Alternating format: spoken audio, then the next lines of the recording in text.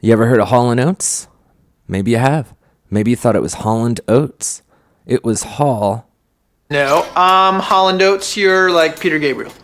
Hall Oates is two separate people. No, Holland is his first name and Oates is his last name. Whatever, dude. I just want to kick ass. Hey. And Oates. Two dudes. Daryl Hall says he'll never play with John Oates again. That ship has gone to the bottom of the ocean. Jack! So Daryl Hall has dashed hopes that he will ever reunite with his one-time musical associate John Oates, who he broke up with. I don't know why it phrases it like that, like as if they were in a relationship together. He broke up with him 2 years ago. After more than half a century of making music together, Hall, 78, sued Oates, 76, in late 23, accusing him of the ultimate partnership betrayal, after the latter initiated the sale of his stake in their joint publishing company. In response, Oates slammed the impending legal battle and accused Hall of making inflammatory, outlandish, and inaccurate statements about him. Now, in an interview with the Times of London, Hall says he'll never perform again with that son of a b. That ship has gone to the bottom of the ocean, Hall says. I've had a lot of surprises in my life, disappointments, betrayals, so I'm kind of used to it. Hall also alluded to his unhappiness with Oates' actions, adding, I've been involved with some pretty shady characters over the years. That's where the problems start. Last spring, Oates said his decision to sell his stake in their creative collaboration was not a big deal. I said, you know what?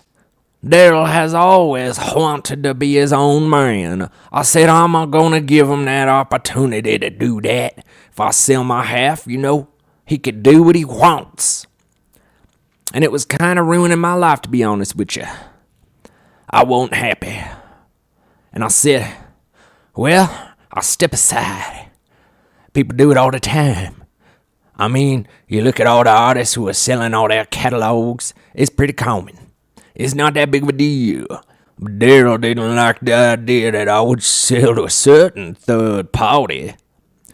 But Hall claimed Oates' attempt to sell his stake was a completely clandestine and bad faith move. Oates defended himself in this conversation with Strahan,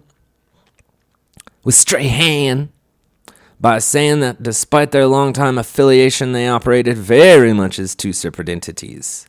Which is funny because everybody thought Holland Oates was just one guy. Most people think that. I've met many people who have thought that. I've met at least one person who thought that. It wasn't me. We've always looked at ourselves as individuals, working together, he said. And I felt like I had the right to do that. But he didn't. Elsewhere in his conversation with the Times. You sure? Got some money, didn't we? Sure. Oh, there you are. Sure.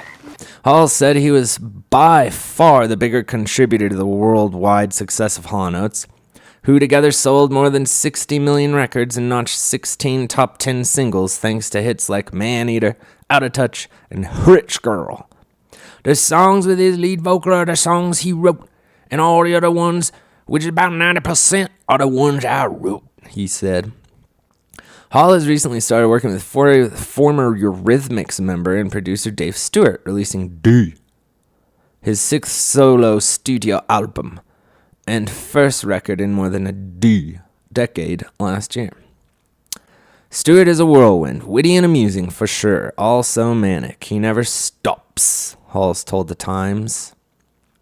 Hall also said that his newfound partnership with Stewart is more rewarding. So this is very much like a relationship. They break up together. This guy's going to the Stewart guy. And they're happy with it. And they're mad at each other. Sounds about right.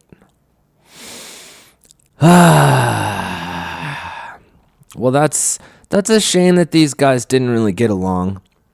But what are you going to do? I've been in bands, I've been in music. Sometimes you don't get along with people. Usually that means you don't work with them. But if there's some mega millions to be made, I suppose you just trudge along.